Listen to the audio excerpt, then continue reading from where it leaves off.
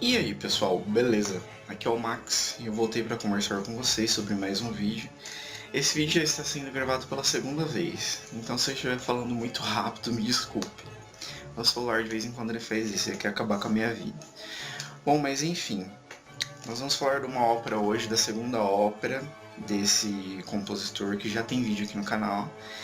O marca-página está em cima da página que eu vou comentar. Não sei se dá para vocês verem, mas é uma ópera que se chama Lúcio Silla, é uma ópera do Mozart.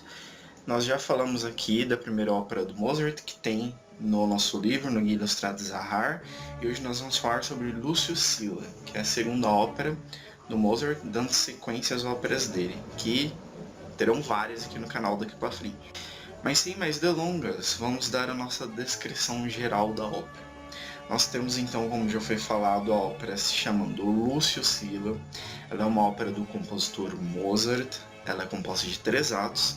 Ela tem como duração mais ou menos 3 horas e meia. A minha duração acho que foi um pouquinho menor, acho que foi 3 horas e 15, 3 horas e 10. Ela teve a sua estreia no dia 26 de dezembro do ano de 1772, então estamos falando de uma ópera do século XVIII. Ela é 2 anos mais velha que a última ópera que nós comentamos aqui, que foi Mitrídates, também é uma ópera do Mozart. Ela foi estreada no Teatro Regio Ducal, que foi o mesmo teatro que foi estreado a ópera Mitrídates, que é um teatro situado em Milão, na Itália, e teve como libretista o Giovanni de Gameira. Agora nós vamos falar sobre os 3 pontos que eu selecionei para vocês, antes de falar da minha produção que eu escolhi para assistir. Número 1. Foi encomendado pelo Teatro Ducal após o sucesso de Mitrídates. Ele já tinha estreado a primeira ópera dele nesse teatro, no Regio Ducal, e como teve uma recepção muito boa, o povo gostou muito, tanto a plateia como os músicos, eles decidiram fazer um segundo pedido, que foi a ópera Lúcio Silla, no mesmo esquema. Número 2. Mozart teve 1 mês para compor as 18 áreas, mas sua maturidade musical era visível.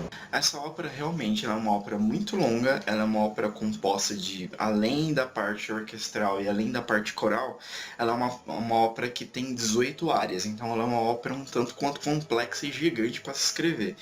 Mas já era visível a maturidade musical do Mozart, que foi se concretizando a partir das próximas óperas dele, das próximas peças orquestrais. Mas aí já se viu uma grande maturidade musical e a prova disso foi que ele conseguiu terminar a peça sem maiores problemas. Número 3. A recepção da ópera foi muito modesta, o que fez com que Mozart deixasse a Itália para sempre. Na verdade, Mozart e os próprios críticos musicais estavam esperando pelo menos a mesma recepção ou mais que Mitrídates, o que não aconteceu. Mitrídates teve muita recepção do público, dos críticos, e Lúcio Silla já foi menos, né? Já foi moderada. Então, o que desmotivou muito a ele escrever em italiano e continuar ali, né? Junto com a corte italiana, produzindo para os teatros italianos, o que começou a colocar na cabeça dele a pensar em novos horizontes. Agora nós vamos falar um pouquinho da figura que nós temos no livro. Nós temos no livro, então, a cantora Eva Olitivani, que faz o papel de Júnia, orando no túmulo do pai na produção de Garsington Opera, na Inglaterra, no ano de 1998. Agora nós vamos falar um pouquinho sobre a produção que eu escolhi para assistir. Essa produção foi uma saga, porque eu não consegui achar uma produção decente, muito menos uma produção moderna. Procurei, não achei. Só achei um arquivo que era em Blu-ray, que era gigantesco, tipo, era 30 GB. Eu ia ficar uma semana baixando isso. E então decidi abandonar tudo e procurar no YouTube. No YouTube encontrei, mas foi uma produção que, como se fosse uma sinfonia operística, né? Você não tem todo aquele rigor da ópera, de cenário, de interpretação, de figurino, mas sim é como se fosse uma sinfonia, né? Então é uma coisa mais concisa. Ela foi uma produção do ano de 2016, do Teatro Cité de la Musique, de Paris. E nós temos como personagens principais, tanto no papel do Lúcio Silla como da Júnia, nós temos os cantores Alexandre Liberatore e Olga Pudova. Nós temos como condutor a Rita Consentino e nós temos como diretor o Laurence Eikibel. Agora falando um pouquinho sobre o resumo, nós temos um personagem aí que já estava aposentado do exército, que se chama Cecílio. De vez em quando eu preciso dar uma colinha, porque é muito nome, muita história. E ele vai fazer a sua última luta pelo exército e ele vai lutar contra os romanos. Só que acontece que ele perde e ele tinha uma noiva.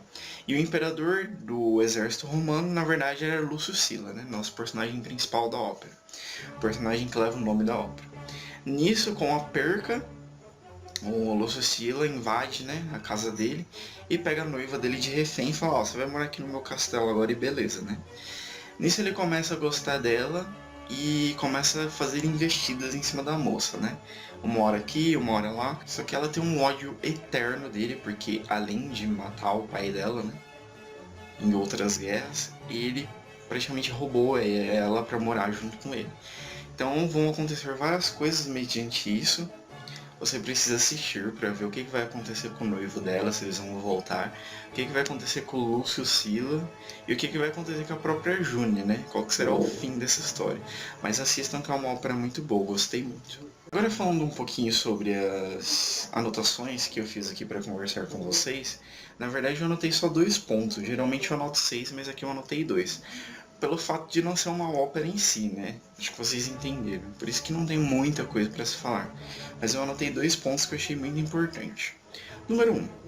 Cenário com profundidade mais simples. Ele é um cenário muito grande, um palco de profundidade muito grande, mas não tem nenhum detalhe. Então é muito simples. E ele compõe figurinos modernos e normais. Ele tem nada mais que sobretudos, ternos, vestidos, mas tudo liso, tudo tranquilo.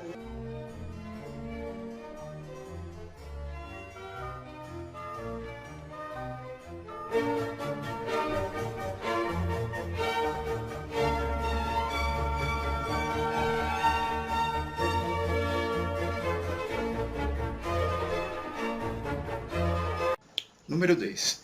Não estou acostumado a ver homens com timbre de soprano. Sim, na verdade o César... É César, né? Cecílio. O Cecílio, na verdade, ele é um personagem masculino, claro. Mas o timbre dele é de soprano. Então nós temos um sopranista fazendo o papel nele nessa ópera, que por sinal destrói, ele canta muito. E ainda é muito estranho pra mim olhar assim, um personagem masculino de terno, que realmente é masculino, chama Cecília, mas a voz dele completamente de soprano, a voz dele com um timbre completamente feminino, ele é um registro agudíssimo. Então ainda me dá um choque assim, mas eu acho muito interessante essa construção que teve até dentro da história da música.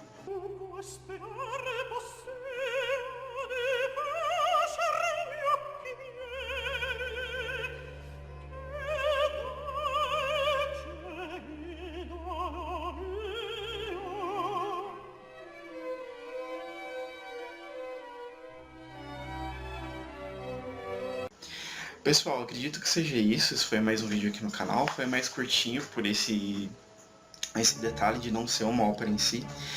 Mas, se vocês tiverem algum comentário, por favor, deixem logo aqui abaixo do vídeo.